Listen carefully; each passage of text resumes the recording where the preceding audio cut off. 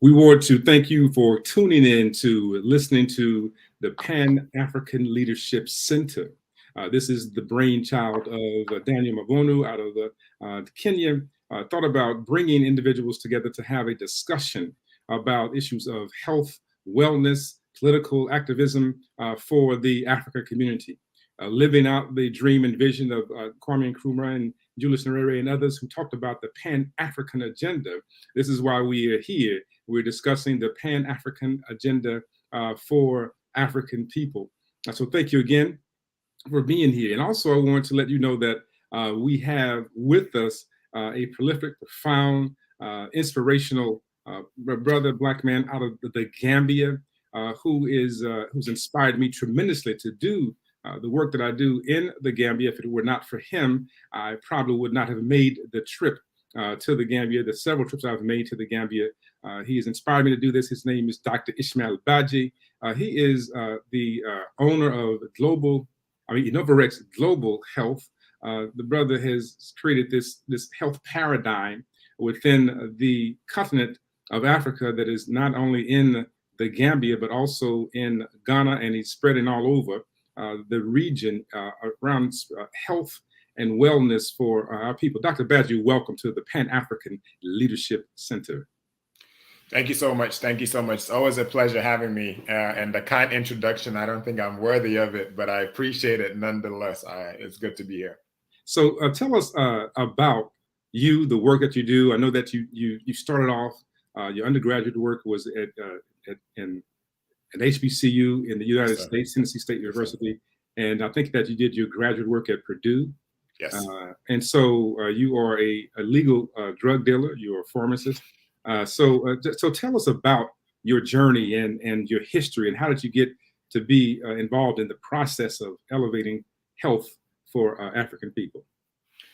No, thank you so much. And I'm glad you started where you did with my HBCU experience, because I tell people I'm second generation HBCU because my father went to Russ College in Mississippi in the 70s, which was not the normal route for an African student to come to the USA and experience a HBCU in the 70s in Mississippi.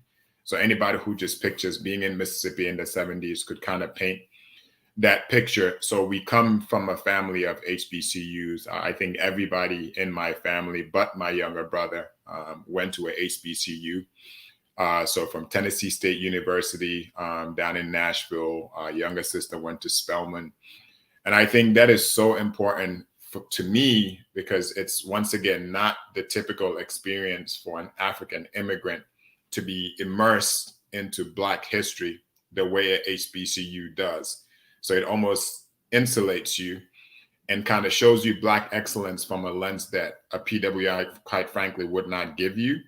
As well too, and of course with a lot of different rich experiences that come with going to an HBCU. So that's so much of who I am today, because it's allowed me to live almost like a hyphen between two worlds that often the residents of both worlds don't mingle or mesh to appreciate and understand each other's history.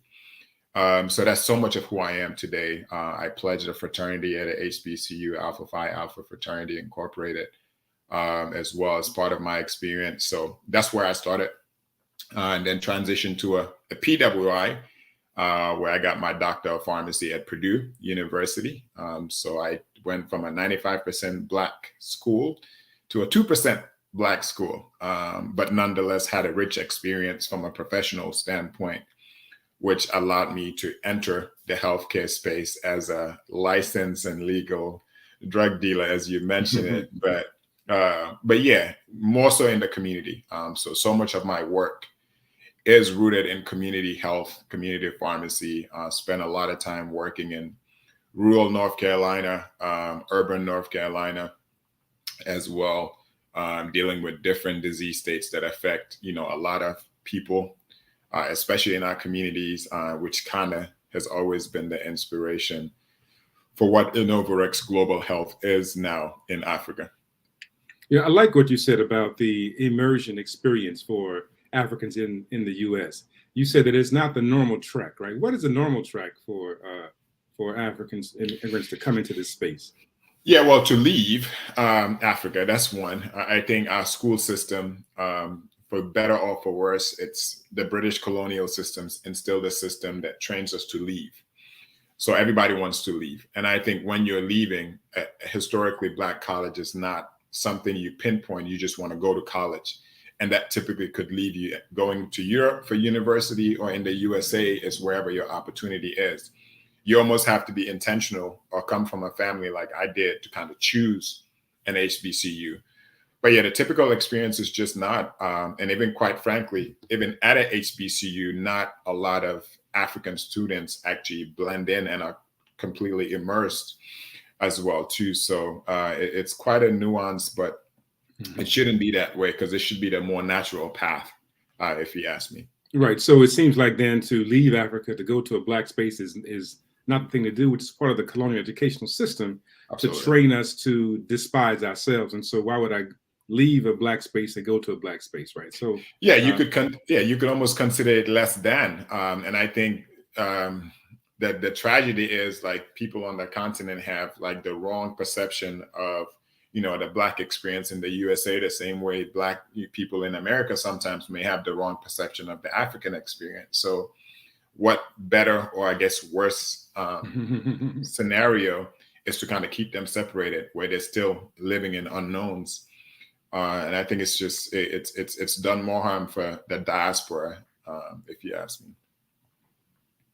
Right. So you said that you came from a household where there was this level of consciousness. Kind of talk about that a little bit, right? That shift that your dad went to Rust College. Yeah, the easiest way to describe it is like, I left Gambia when I was 17, and I knew about Rosa Parks. I knew about Emmett Till. Like, I knew about MLK. Like, I knew about Black history in a way of like that was holistic, where the average even 30-year-old African man walking in the streets today may not have no idea about the people that I just mentioned, right? And that's what I mean, where it's like, one, Black excellence exists, but also our history, there's a continuum in our history that you have to understand the entire process, which I think my dad exposed us to. Consciously or subconsciously, it was just a part of his life, so it became a part of our life. He was heavily involved early with creating spaces for African Americans to journey back home. And some of his work with the ministry would also expose us to a lot of people that happened to be HBCU graduates. So my older brother, it was natural for him to start at Mississippi Valley State University, another HBCU, before transferring over to Tennessee State. So it's just that awareness of it, and being able to understand the history, both the good and the bad. That way it's a more complete picture. And a 17-year-old Gambian perception of Black America is not 50 Cent and Beyonce, but it's more Langston Hughes and, Paul Robeson, Thurgood Marshall, W.E.B. Du Bois, understanding, Frederick Douglass, that history. So it has to be intentional. Yes. So you mentioned, of course, the household, the Pan-African concept, right? The idea that you all came from Africa, attended HBCU, you joined a Black fraternity. Kwame Nkrumah, right, did a lot of his work, Lincoln University, right, the awakening piece, so the Pan-African. And so he took that unusual, unconventional trek as well, coming out of a British colonized space. So this idea of decolonizing the mind, and Ngugi wa Thiong'o talks about, is something that it seems that like you actually have been on the path of, right? The same idea of how do you decolonize the mind of yourself, your family, and that then has decolonized everything that you do. Is that pretty accurate? Absolutely. Kwame Nkrumah joined Phi Beta Sigma.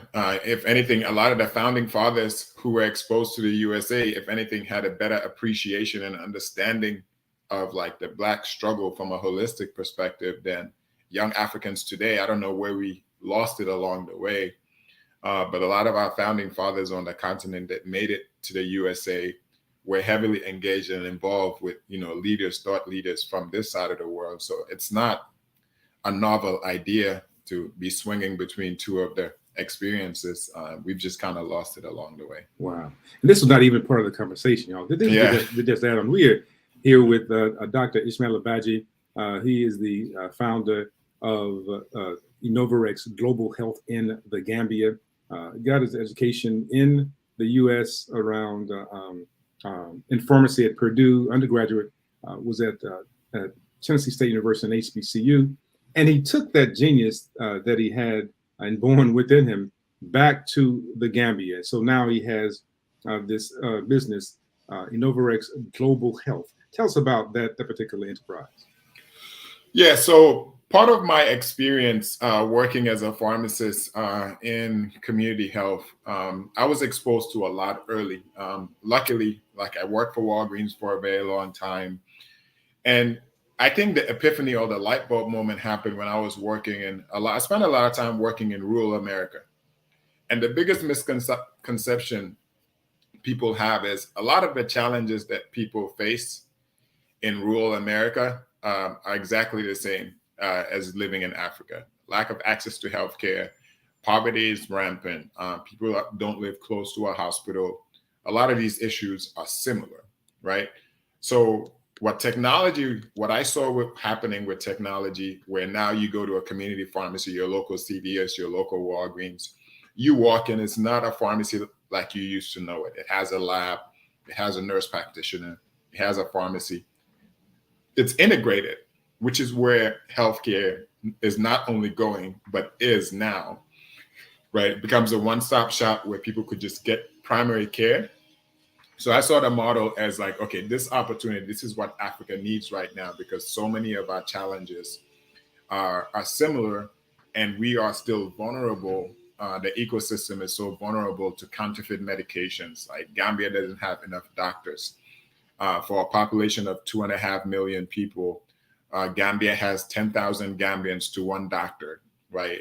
For 2.5 million people, there's less than 50 pharmacists who are trained to kind of know what medication is supposed to do and how to leverage that access, where all the fancy, nice hospitals are in the city. So it leaves people in the rural communities very vulnerable without access to healthcare.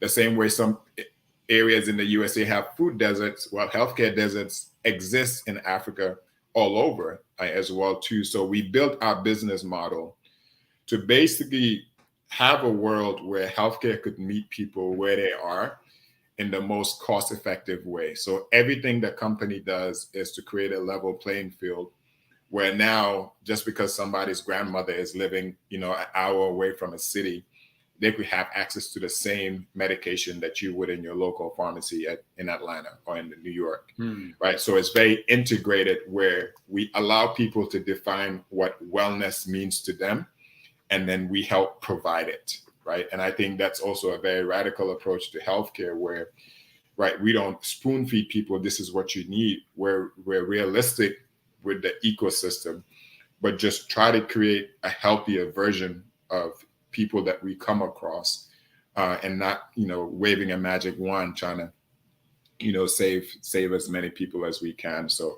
that's what Innovarex does. It's an integrated health ecosystem that goes from providing preventative health screening, like primary care services, up until management of somebody who needs monthly medications, needs access to a doctor that we use telehealth, gets at-home delivery with our Wellness on Wheels logistics platform. So it's very integrated. And we allow people in the diaspora to be able to sponsor the care of their loved ones. So now we create more transparency. So traditionally, Africans send money back home, but they don't spend money back home because there's not an infrastructure to kind of spend directly and know where your money is going.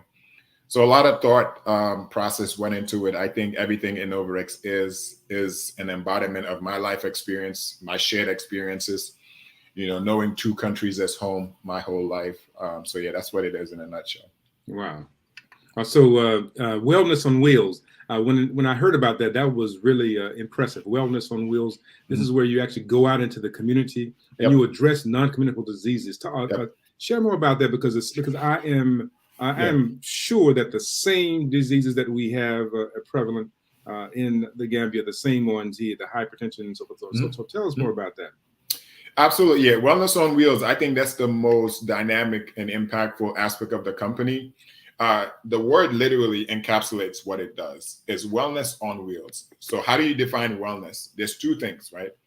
From a preventative standpoint, we realized that the average Gambian did not have access to check their blood pressure, their blood sugar, right? To understand if they're diabetic, if they have hypertension, their body mass index or their body composition to see if they're obese or going through malnutrition. So what we built as part of our business model is we go into communities that are normally healthcare deserts and provide access to pre-basics preventative health screening.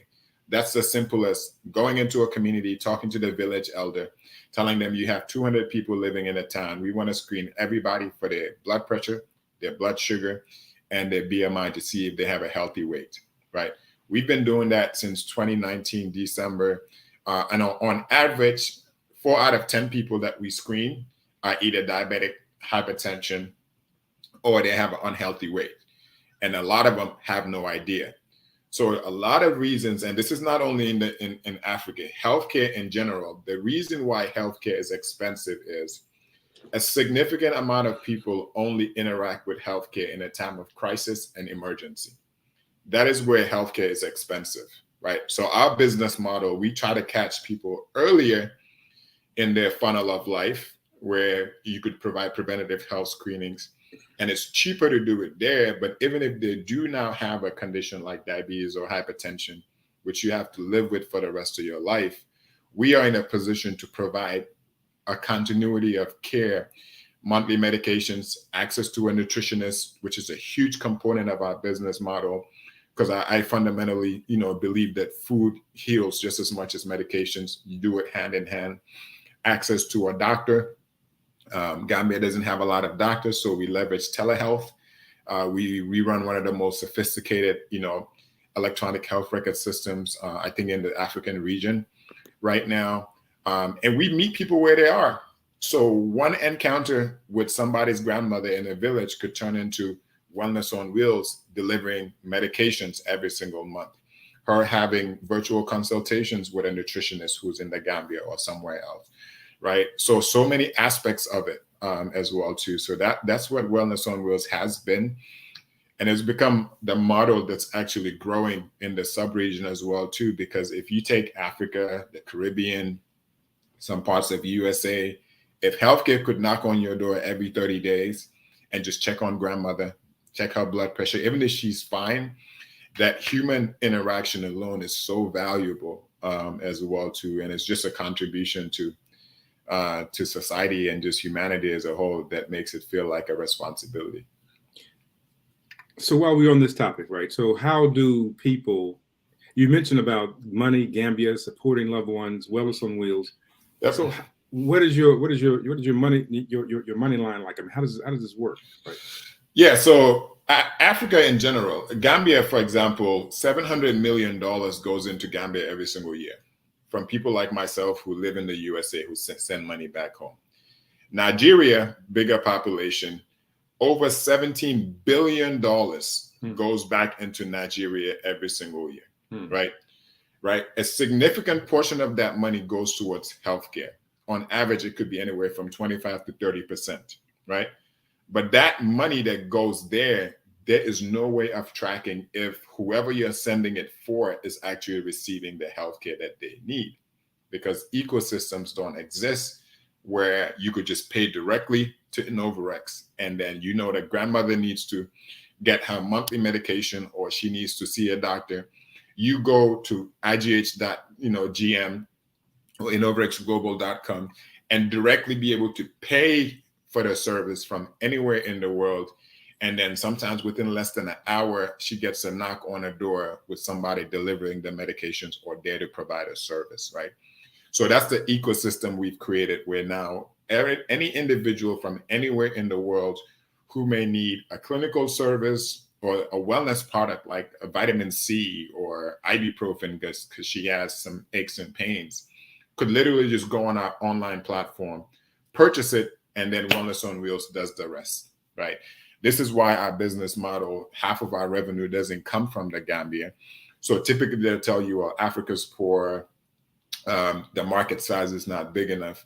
Yeah, but Black people are not poor. Like the wealthiest, we have a significant amount of wealth. Part of it too is the wealthiest Black people don't live on the continent because they've migrated, right? And when I mean Black people, I mean everybody in the entire diaspora as well too. So Africa has to move in a way that our businesses allow financial participation from Black people from all over the world, where now wealth creation is happening on the continent by Black communities, supported by Black communities across the world. And I think that's such an intentional part of our business model, because if not, 50 years from now, there'll be a lot of wealth created in Africa, but it won't be our wealth. And there's nothing wrong with it. We live in a capitalist society. It's nothing radical about saying like, hey, it's a meritocracy. If you have a good idea, a good solution, you build it, people will pay for it. But I think it's also high time that also Black people are intentional about wealth creation, where it's not taboo to sit our kids down and tell them this is how you build a multi-generational company. Because if one person does it, they hire thousands of individuals, those lives improve, 10% of those individuals might grow out to start their own business. So you have a ripple effect, and wealth stays in the community longer. And I think sometimes we just don't talk about it enough as a community. I don't know why, but we should. So yeah, a lot of our business model is very intentional about catering to the pain points of people who look like us, who go through the same challenges, and doing it in a way that is not less than. That's not a Africa solution. No, this is a formidable healthcare solution anywhere in the world. We are just intentional about Africa being the first recipients of it as well. This is a whole nother discussion, right? This idea of wealth building in African consciousness, and so you got to come back so we can talk about that alone, about how do we think about wealth and wealth generation. I want to really slide back to something that you said, and this is what Dr. Badji is talking about are facts, right? So I have receipts for what just actually took place. When we were there with one of our guests traveled with us to the Gambia. She became ill on the trip, something upset stomach, and we actually made the phone call to Rex Global Health. Someone took the information about what was happening over the phone, made a preliminary diagnosis, and when I tell you within less than 30 minutes, somebody was there with a medication for our guest, and this is a real model. Now, the other side of that model is that I became ill, slight upset stomach, and rather than call, I got a ride to the place, the location, and again, the evaluation was done, and within minutes, I had the medication, and for both of us, the medication that we received actually addressed the issues that we encountered. Just this past trip, Dr. Badji, there was another person, a baby, an infant. He's less than a year old, a toddler.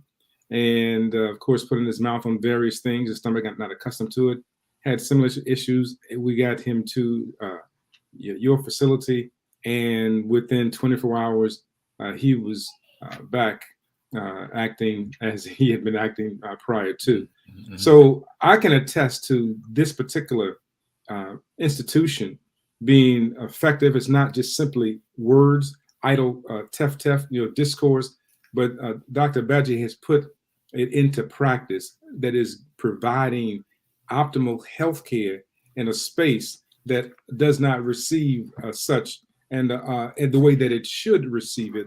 And so we have answers to problems and solutions, but we don't see them because we're so busy looking in the direction that the oppressor wants us to look, that is to see what we don't have. But this is an example of what we do have you mentioned access point, but this is who we have, right? Dr. Ismaila Badji. Now you have taken this model, and you've moved it from the Gambia. Now you are going into Ghana. Nigeria. We've expanded that. Oh, Nigeria. Into Nigeria, and Ghana's in the works as well too. Because it's a model that grows. I think when we set out, Gambia was a training ground. It was a pilot country. But I think the company is now in a place where we could go to any country in Africa, any country in the Caribbean, and replicate it not only on an equal level, but faster, because we've kind of paid the school fees. We've learned the lessons. We've optimized the technology to work for the local economy. So we're definitely in a stage where we are going to grow it, because so much of our pain points go across the world, honestly. So yeah, we're in the growth phase right now. So the this model that you have is about providing optimal health, and I'm serious about having this economic development piece, because absolutely, that is serious. And I know that you're a deeply spiritual person, so I want to actually come kind of follow that on the backside of our conversation. But I'm moved by a story that I just heard about in the Gambia, where children are having renal issues, kidney issues, in part because of medication. And so the conversations about bad medication being given to our children in the Gambia. Talk more about the medicines that we receive, and why do you take such great precaution to receive medications from certain areas so that you don't encounter this issue? Yeah, I think that the country is undergoing some kind of reckoning that I always knew it was a matter of when, not if, because it's part of our why, right? If you look at Gambia, sub-Saharan Africa, counterfeit medications is $1 billion industry in sub-Saharan Africa. And you wonder why, right? The healthcare drug chain market, the US consumes a lot of generic medications, which is just brand name. Some medications that are not brand name, right? The same countries that manufacture generic medications for the USA send a different grade of medications to the USA than they do Africa. So they send a lower grade of medication to the continent. Yeah, lower grade meaning it's counterfeit. It would not pass quality control anywhere in the Western world, which is sickening. At the root of it, if you think about it, there's a level of, it's just a level of, it just makes you wonder why. When it comes to it's evil. That's the bottom line. It's evil, right? When it comes to food, when it comes to medications, things that are not worthy of being sent to the Western world, Africa is a dumping ground for it, to not only cause harm, which fundamentally that's what you're doing, but also to make a lot of money, because our ecosystems are vulnerable. Like, we don't have the infrastructure to test every product on the market. You know, our supply chain is riddled with conflicts of interest. Our borders are porous, so you never know what's coming in. So it's a business model for a vulnerable society. So if you wake up and then there's acute kidney injury happening because somebody consumed medication, well, if your market is full of medications that may not be of quality, this is going to happen, right? And the question, it begs the question, who is responsible for protecting the citizens of the nation? Who is? Is it the government? Is it the private sector, right? Well, you could go down that line and you'll never find answers. What we do is Innovarex Global Health sources 100% of our medications from the USA, not because there's something special about the USA, because fundamentally, I just believe that my grandmother, my mom, my aunts, my cousins deserve the same medications that people on this side of the world do. So if you are a distributor and you are sending the good stuff over here and not to Africa, that's fine. I am going to go and buy it where you're sending it to. And because the company is a US company, because I'm a pharmacist who's worked over 10 years in the industry, I understand that, okay, the best way to protect the people of the Gambia or the people of Africa from my perspective is, where do I source it from? So it changes the conversation now from a distributor, which I get emails every single day. If I ask you, you're trying to sell me a product, can you sell this product to the USA? If your answer is no, my answer is no.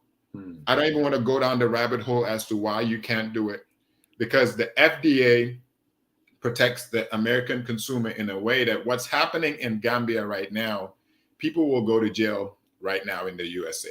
Companies will be shut down. Like, people who understand the history of medications in the country could understand Tylenol had a scare a couple of decades ago, where Johnson & Johnson, to this day, that's one of their biggest scars because of that Tylenol incident that happened from an adulteration of medication, right? But in Gambia, it's just Friday, right? So people are going to point fingers, but at the end of the day, unless companies are protecting consumers by sourcing from the right places, you're going to have these problems. And because they've found out that kids are having acute kidney injury, how many millions who died and they never found out that what actually killed them was something that was supposed to heal them, which is, once again, it's so sick if you think about it, right? Where a child who is in discomfort, pain, they are seeking medication, and what they're running towards actually ends them causes them their life. Because once again, our kidneys, as most people know, whatever you put into your body at some point is going to knock on your kidneys or your liver, for better or for worse.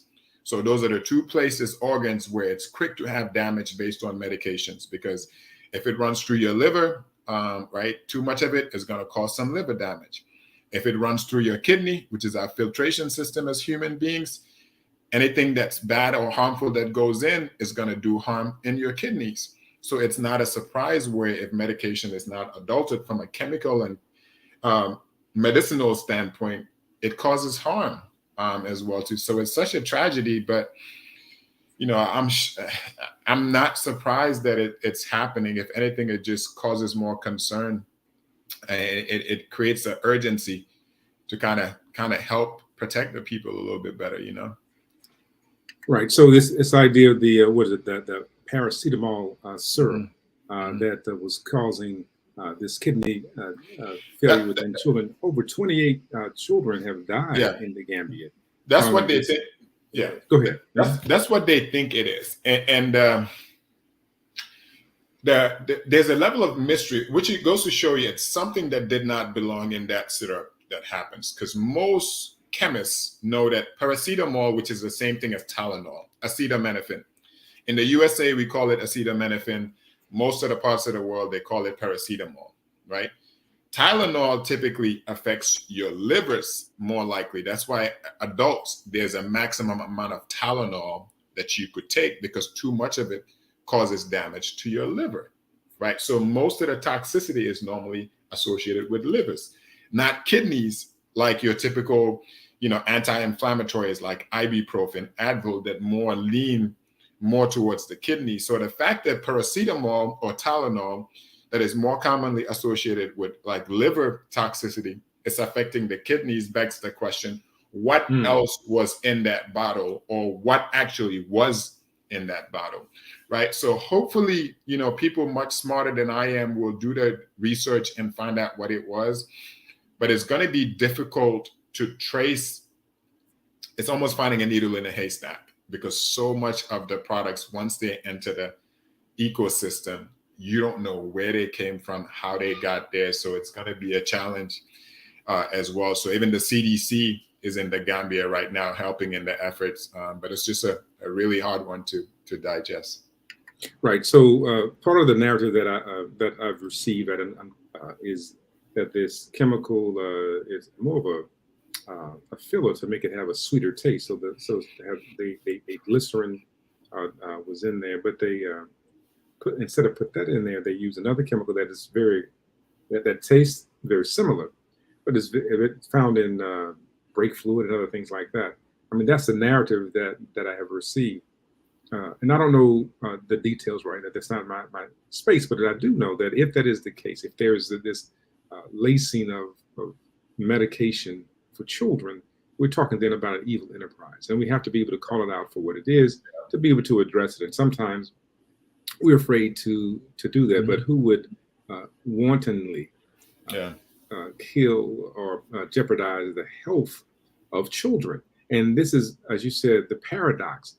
Parent is entrusting a system to bring their child to health. So this means that there's love for a child, and you're going to take away a child for someone who's not neglecting their child, but is seeking to provide the best care possible for their child to live. And ironically, this child dies from the medication. So we have to be able to understand what Dr. Badji is sharing with us, is that there is this this process by which we receive lesser services, we receive lesser medications with it, which then promotes ill health. And I would submit that part of the problem, Dr. Badji, is that we don't take our genius back to the continent and develop our own products, right? We have that particular genius there and we don't do it. We go and we become educated everywhere else, and then we don't do anything to promote healthcare on the continent. And just recently, at I think it was Harvard Medical School, the top graduates of the school come from Nigeria, and yet we have these issues, right? So we have to be clear that a part of this, as you said earlier, is something that we're doing or not doing that we need to do better. And that is that when we take our genius back to the continent. So this is why I'm so excited about what you're doing, is because you're bringing the genius back to the continent. And so as we talk about healthcare and the evils of a healthcare system, let's talk about some of the positives, right? So we know that our people have understood for years how to address issues such as hypertension or to address erectile dysfunction and other things. So let's dive into that just for a moment, right? The healthcare, natural healthcare that we know that exists there. Like I know that there's Nebadai, there's Boy, there's Kinkly Bar, other teas, that exist. So share with us about what we know and how we can think about those chemicals. Also, we talk about the moringa powder and so forth. So yeah, I mean, it's the great unknown, right? I think that Africa doesn't lack anything from a resources standpoint. Whatever type of resource, financial resource, medicinal resource, human resource, the continent has been blessed beyond measure. And before the advancements of modern medicine as we know it, to creative in professions like the one I have now, like people sought out medicinal herbs that were readily available to them, right? And I think it's, if anything, if we look back in the past 100 years, that's been our biggest missed opportunity in terms of identifying these nebadai, the herbs, the baobabs, a lot of things that people are calling superfoods, superfruits, like certain grains that have a low glycemic index that prevent you from having diabetes. There's like a plethora of all these naturally available herbs, grains, seeds that people have understood for so long, but not continued the clinical or the scientific process of refinement, dosing, right? That could add benefit to it as well too. It's funny that even a lot of the modern medicine is going back and realizing like, hey, moringa, marmbar, baobab, all these things, it's power in these herbs and fruits. Why don't we do more, right? And I think a part of that too is like African history has been oral. It's folk, not folklore, but it's passed down from generations to generations. So a bush or a shrub that grandmother took, seven leaves and boiled it in a bucket that you drank, grandmother just had that wisdom and that knowledge, but there's never been an opportunity to really expound on it and actually do research where now you could dose it, because we know human beings are different. So if I'm 6'5", 215 pounds, I may process a herb differently than a child who's maybe 4 foot and weighs 70 pounds, which I think is the next iteration of like African medicine, traditional medicine that needs to happen, where chemists, once again, going back to our thought leaders, like our scientists, being able to do research on these herbs and preserve that intellectual property, knowing that there's a natural abundance that God has already given us by making it readily available, outside of people's homes. I think that's the biggest opportunity. But are there some medicinal properties? 100%. I mean, most modern medicines that we consume come from natural sources anyways. So it's just the refinement of it that needs to happen. And I think more and more individuals are getting hold of it, the powers of marmor, the powers of baobab, the powers of kinkeliba, right? Grains like fonio, that is way more powerful and underutilized, right? So it's just so much opportunity, and there's so much tradition of health healing that we need to preserve, document. If not, it'll be extracted and then resold to us at a higher price, which typically tends to be the cycle if we don't take advantage of it. But yeah, right.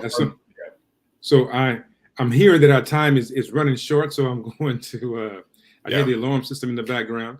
So I wanted to really, emphasize this conversation that we're having about this traditional knowledge for healing. I think this is a space that we need to spend a lot of time in, right? So as you talk about the superfoods, right? Moringa being a superfood, and we know that moringa is in the Gambia. And I know people swear by nebada. Nebada is all over the place. It's very resistant. It has a mind of its own. It does what it wants to do. But what is it that we need to do, right? As a form of, so you talk about the issue of size, height, weight, and those kind of things that would influence the amount. But somehow our ancestors understood, and you mentioned the idea of passed down orally. I think we have to understand that it's a part of what's considered to be epistemology of African people, that Europeans learned by counting and measuring.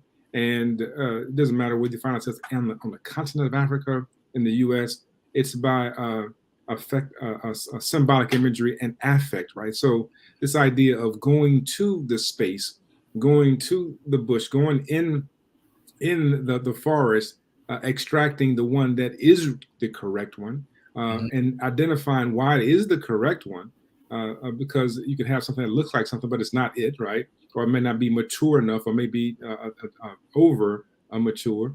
So that's a way of knowing that has been tried and tested over time.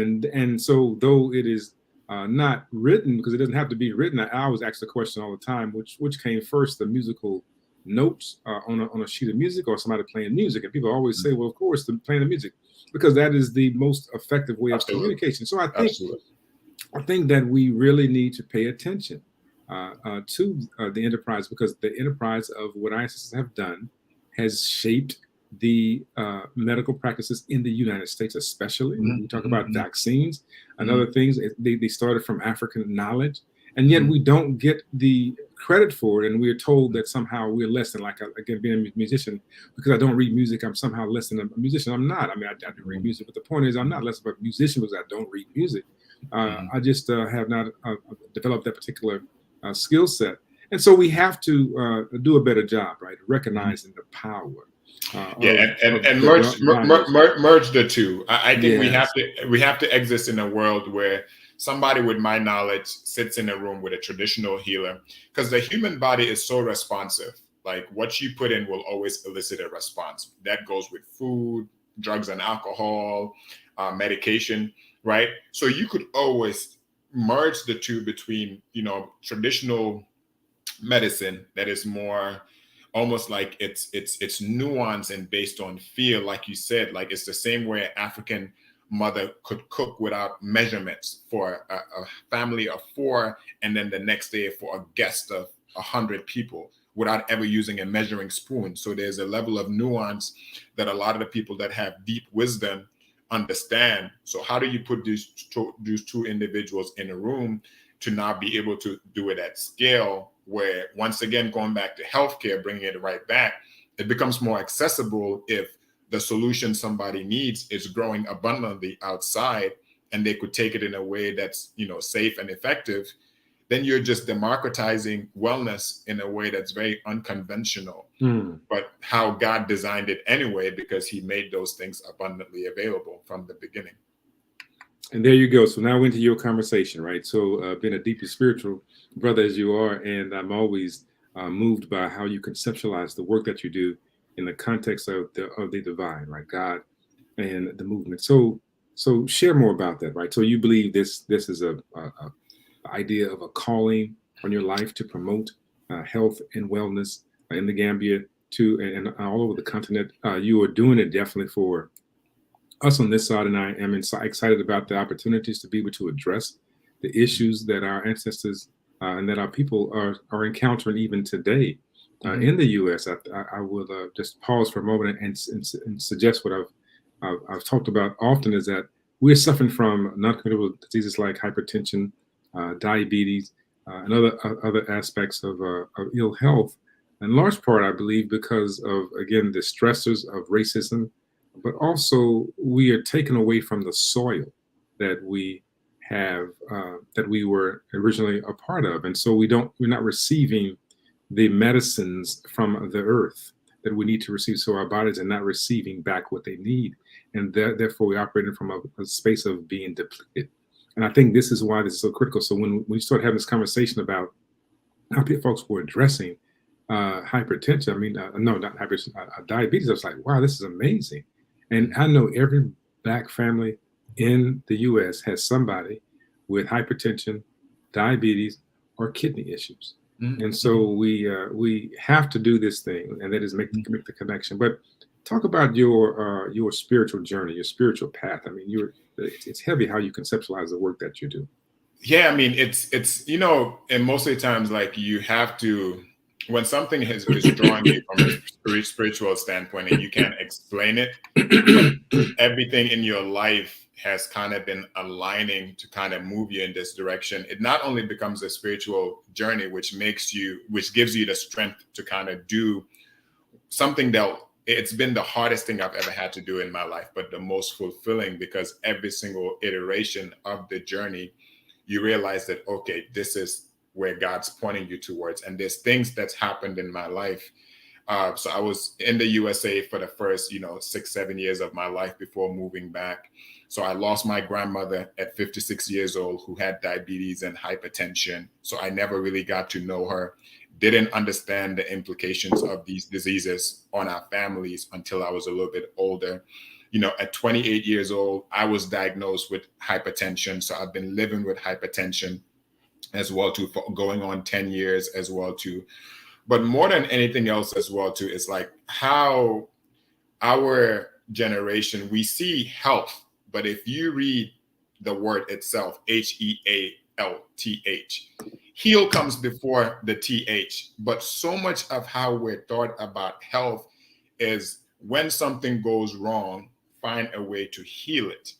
When health should begin from a healthy human being, you giving them the knowledge, the wisdom that is more holistic, wellness, nutrition, mental health, physical health, emotional health, all encompassing at an early stage to build a foundation of knowledge, information that prevents them to need to be healed sooner than they need to, meaning you extend their life a little bit longer, right? So I think that's almost been like a driving force. And quite frankly, especially in Africa, for decades, we have depended on other people to solve our problems, not only with health, but with everything, when we should see it as a responsibility to actually provide the solutions, because we have the information, we have the knowledge. So most people tell me, why are you doing what you're doing? It's like, if we don't do it, who else is going to do it? Right? And that's not to be on like, okay, I'm this massive martyr or a savior. No, it's like spiritually, if something is not drawing you kind of towards what you need to create in a strong way, then what else would, right? If you think about it, like based on the company, what it's designed to do, if it could give more opportunity to human beings to live a longer life, meaning you're expanding their human experiences, you're creating solutions of value in a business context, then why not do it, right? And it's, once again, it's been the hardest thing we've had to do, because as you know, like even the way Africa is set up, it's easier to get a donation, somebody who dumps 50 bags of rice, puts it on TV and moves on, versus somebody who's going to invest in like somebody who could grow rice so that they could feed the people and teach the people. So we're always looking for solutions elsewhere. And, God's just been, it's been a guiding force for this journey. And I think more things that are aligning, you get confirmation that you're doing it for the right reasons as well too. So it's a huge component to it. So I appreciate you so much for the work and agreeing to pull us along on your journey. Yes. And thank you for allowing us to be able to start mental health service delivery in the Gambia. We have to continue that work in a very concerted effort way. Thank you. But anything that you want to say in closing as we come to an end, some closing statements that you want to leave people with? How do they catch up with you and everything else? Go ahead. Just gratitude, gratitude, man. This journey hasn't been one. Granted, yes, I have the responsibility for nurturing the idea, because I really do believe that God put this idea in my mind for a reason, for a particular time. But it would not have been, it wouldn't come to fruition without a lot of people who've been part of the community that want to solve this problem from an investor standpoint. Majority of our company is owned by Black individuals who, have passion, in building a better Africa, from our staff who do the day-to-day work, who believe in the vision, professionals like yourself who were not born in the Gambia, but have visited the Gambia by virtue of me being the vessel. And I think that is so powerful, where for every person who is a hyphen, and I use that hyphen because you exist between like what people will call an African and an American. I consider myself a hyphen, somebody who's in between. That hyphen should be a tunnel. It should be a gateway to kind of bring whatever is good from this side of the world and extend it to the other side of the world. Because you have visited the Gambia to see that the moment you're in Gambia, you feel a sense of like, this is what home is. And I think more Black people in the world should participate economically in Africa. I think that is so important. So just gratitude in terms of everybody who supported, wants to join, either through services, through investments, through people like you who provide value on the continent. Just extremely grateful to have that opportunity and to be in this time and space, which I think more than anything else, there's never been more visibility. There's never been more conversation about that Pan-African, responsibility that we all have. And W.E.B. Du Bois said it only takes 10%, just a talented 10th, to move forward. To move forward. So if 1 in 10 Black people in the world just looked on the continent, our homeland will be completely different in the next 50 years, because we will be the most populous continent in the world as well too. Half of the continent is under 25. So just imagine what 25 years of intentional work, intentional investment could do. It'll be a utopia. So it's not far-fetched. And I truly believe that. So the Wakanda reality could be a reality, right? So 100%. And we have to be gatekeepers of communities and ecosystems that our people are exposed to. And that's what you've been emphasizing, right? We have to be the gatekeepers, the purveyors. We have to be the gatekeepers, because we have a unique advantage. Yes. Today, I could sit in a boardroom in corporate America, talk about healthcare, and sit in a boardroom in the Gambia or local village and talk about healthcare. So I have a unique perspective to be able to relate in two ecosystems where I could neither be fooled or cajoled in both ecosystems, because I am of both ecosystems. That is the power that most people have that could leverage to kind of build the future of the world. Honestly, that's more equitable from a healthcare standpoint, from a financial standpoint, from an education standpoint. We have to be gatekeepers to be able to tell our own stories, provide our own services, and build healthier communities all around. I think building a healthy community is very important, and we have to tell our story, right? Yes. Because as the European tell the story, it is always for them to be the victors. We understand about the lion and the hunter. There's a comment here that says Africans really need to wake up, right? We got almost everything that it takes to have a better Africa, but our leaders are very wicked and heartless. What are your thoughts about this particular statement as we prepare to close? And if anybody else, if I have a comment or a question, Dr. Blackwood and others, put it in. Our leaders are always the reflection of the people. I'm a firm believer in that. Whatever you see in African leadership is inherently of African societies. So I tell people, if you want to focus on the leaders, you'll always have a reason why something is not working. Leadership starts with us as individuals. What could we change as young Black people around the world? Because Africa is not inclusive enough, right? Young Black people, because every Black person has a right to Africa. And I think that every Black person has a right to Africa. Claim right? your right. So we have to be the change we want to be. We have to embody principles, moral character that we want to see in our leaders. And then it may not happen overnight.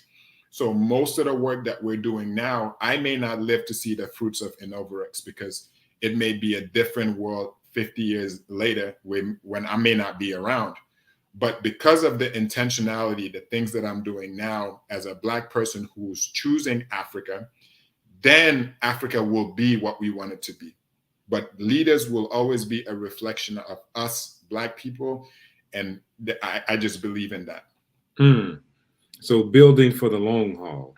We have Daniel Mabonu here. Do you want to have anything to say, Daniel, or you just want to make the ticker tape roll? Which one is it? He's the leader of this entire operation. I'm simply just a facilitator. Well, my gratitude extends to him as well too, because I think what you guys are doing is so powerful, and it's part of the journey as well. Daniel is not saying anything. Maybe doesn't have good connectivity, but he is here. And again, we want to say kudos to him and the Pan African Leadership Center and the United States of Africa that he's pushing for, and also a part of Black Mental Health Matters. And this has been viewed by that, and as well as Speak Black to Me. So I just wanted to thank you, Dr. Badgett, for coming through, taking out time from your family to have this conversation. And we want to let people know that this is the Pan African Leadership Center, and we've been listening to Dr. Ismail Badji from the Gambia, a brother who came to the United States to become educated at a HBCU, which is almost an anomaly in the sense that people don't leave the continent of Africa to come to a Black space. But he understood and was taught to understand the power of Blackness and a Pan-African identity. He shared with us the importance of having ecosystems that we control, that we have to also control the revenue models that impact our business. He's the founder, the owner of Innovarex Global Health, innovative ways of providing medicine. Thus Innovarex. He is one who is expanding the way that we engage in health and healthcare on the continent and throughout the world. We have been blessed to have him to be a part of this. And if you don't know about him, you will be knowing about him soon, because he is changing how we do business, how we provide health to our people, and more importantly, how healthcare is delivered on the continent of Africa. He's told us that we need to control our narrative and how we tell the story. This is very critical to the process of passing down accurate information. All these things are critical when we talk about the Pan-African agenda. So he's not one who's talking about Pan-Africanism. He lives it every single day. And I am thankful to him for giving me an opportunity to visit the space. And when I say give me an opportunity, he simply told me what was happening. We contacted him and we moved into a discussion about what ifs, and what ifs turned into, okay, I'm on a plane, I'm on my way. Somehow he left before I got there, which was an unfair proposition. So there I'm there trying to figure out what to do. But he left me in good hands. The community took care of us. And so we did connect eventually on the first trip. And so we are excited about building the relationship. So Dr. Badgett, thank you. Again, people are commenting now, or people woke up all of a sudden, but do you have a natural path doctors in Africa is the question here by Dean Phillips. And the answer would be yes. Go ahead. Not yet, but once again, where Innovarex Global Health, so whatever is in the space of healing, I think the company has an umbrella for it. And I'm a firm believer, Dr. Washington knows this about possibilities, what if. So I think when that opportunity time comes in, because we allow people to define what wellness means to them, and then we help provide it in a more convenient way. So that's definitely something we'll bookmark to see what opportunities could be. Thank you very much. Pan African Leadership Center, we're out. Absolutely.